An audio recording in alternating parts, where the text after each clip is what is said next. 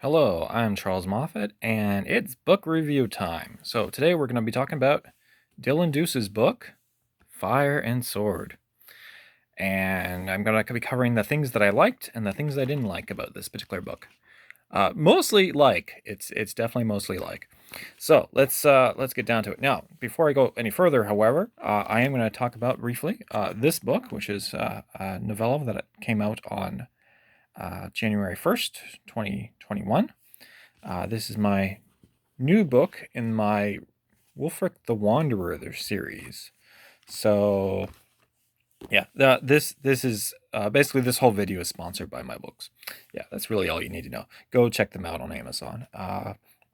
If you like sword and sorcery books, you're probably going to really enjoy these books that I've been writing for the past decade or more. There's just a whole bunch of them. It's just, yeah. This one here, this is the new cover versus this. Like, they both have dragons on the cover. They both have the same figure there. You know, this one's a little more detailed. But it's basically a case of this is the new cover right here. The dragon looks much better. So, yeah, it was just one of those things. I did not like the old dragon. I was like, I need to replace this. Okay, so we're here to talk about Dylan Doose's book, Fire and Sword. Now, this is a sword and sorcery book. And so are a bunch of these. These are all sword and sorcery books. So, as you can tell, I am a fan. And then these are some hand crossbows. Sorry, toy crossbows. This one's just like a plastic one. This one's made out of mostly bamboo. And this is the one that I made years ago. And then I used it earlier today to do a unboxing video. Or more specifically, I used one of the crossbow bolts to do an unboxing video. But you can watch that on my YouTube channel. Oh, and you can subscribe. Yes, that would be good to do. Okay, so let's talk about Dylan Doose's book. Now, I really enjoyed this. This one of the things I definitely liked about this book is a very enjoyable book. And I felt it kind of was a bit like the Three Musketeers. Because there's three main characters. And then a fourth that joins them. So in that way, it is very much like the Three Musketeers. And it is three men in particular. It is Aldous Weaver, who is the... he was in a church, and then he becomes a sorcerer. And then there is Kendrick the Cold, who basically he's a soldier, and then he basically left the military and tried to, get away from his old life and everything. And then, as it points out here, it becomes a fugitive of sorts. And then the monster hunter is Thorin Ward. Now, Thorin Ward is kind of like a Witcher type character, except he doesn't actually have magic, but he does have swords, and he has a hand crossbow. And he does actually know a fair bit about killing monsters. So he's actually a pretty good monster hunter. Now, I would say he's roguish. I don't know if I wouldn't actually consider him to be a rogue, because he doesn't really have any like thief-like skills that we think of like when we think of rogues. So I don't really consider him to be much of a roguish character. He's rogue-like in that respect, but he's not really a rogue. He's definitely more the monster hunter, and he's from an aristocratic background as far as that goes. Now, all three men are, as they point out, condemned to die, and they meet at the beginning of the book. So, in this book, one of the things I like is the monsters. So, what they have in here is these things called Rata Plaga. I don't know if I'm pronouncing that right, but it basically sounds like plague rats. But when you say plague rats, it's not. That really kind of suggests that they're actually quite small. These are giant rats, and they're actually really more like giant rats that are made out of mutated humans. Okay, the virus that makes Rata Plaga is a bit like zombieism. Okay, so you get bit, and then you transform into a giant rat. And then you go around biting other people, and then they transform into giant rats. But you keep your eyes. That's one of the things that is noted in the book, that you still have human eyes when people become Rata Plaga. So It's just one of those things. Now, the other thing, if I can find the spelling here, is I think it's Upir or Upper or whatever. It's this vampire-like creature that is referenced in here. Here we go. Here we go. The Upir. Now they say ghouls there, but it's really, these creatures are a bit more like vampires in my opinion. So every monster here is essentially unique to this world.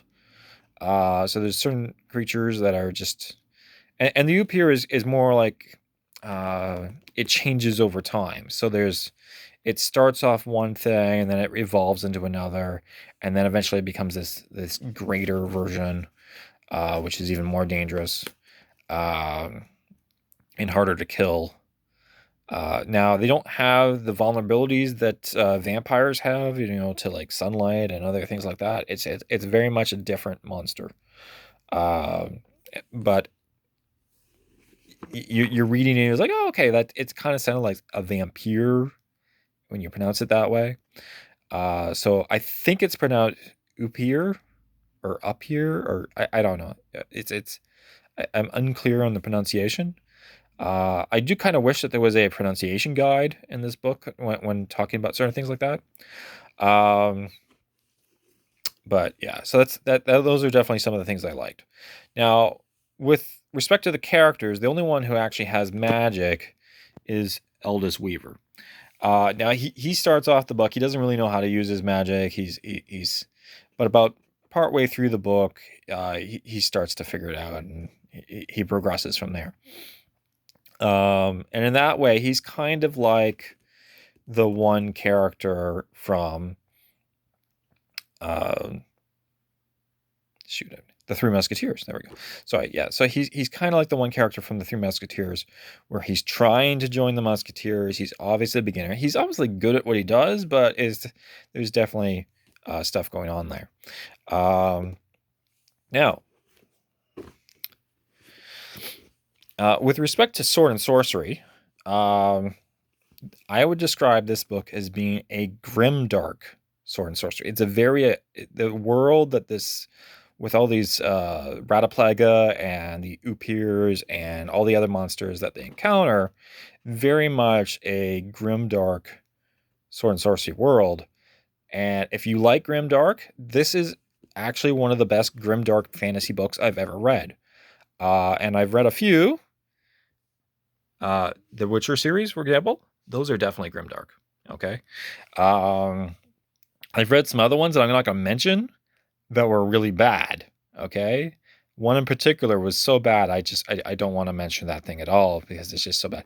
And I don't want to advertise a book that I dislike, is really what it comes down to. So I'm not going to mention those ones.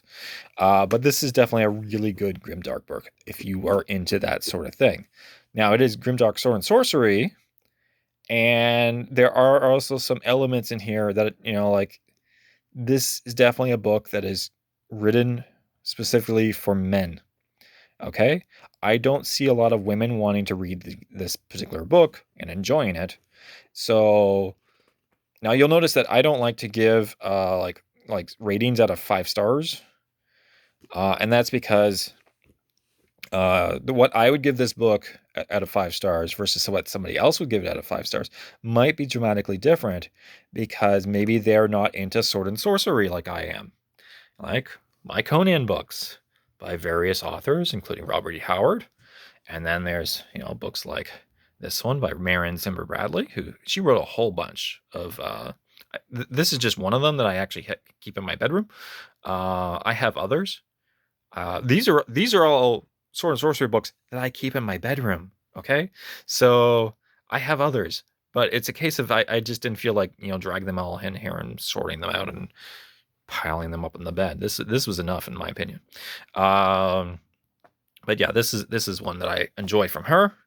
And then there's the Witcher series, as you know, and then there's the Immoral series. I'm currently reading the first book of that series, but I am 2/3 of the way through, and I'm really enjoying this book. And I'm looking forward to reading the second one. With respect to this book by Dylan Doose, I really enjoyed it. I would certainly read the rest of the series if it was not for the fact that I have a whole pile of other books that are waiting to be read. So maybe in the future, I might read more of these. Uh, if I can get past all the other books that are currently on my giant pile of books that I'm supposed to be reading during 2021. So yeah, this is a very good book. Now, what did I not like about this book? Well, okay, I like maps. There's no map, so there's that. But that's, the Morrow books don't have a map in them, okay? And technically, neither do mine. Although you can go on to my website, and there are maps. There's a whole bunch of maps on my website for the Carovia world of Aorth. And so, it's okay. So not having a map, that's not that big of a deal. There were a few typos in the book, like so few, like I can count it on like one hand. Or maybe there's more and I just only remember those few, but it wasn't that big of a deal. Like if you go through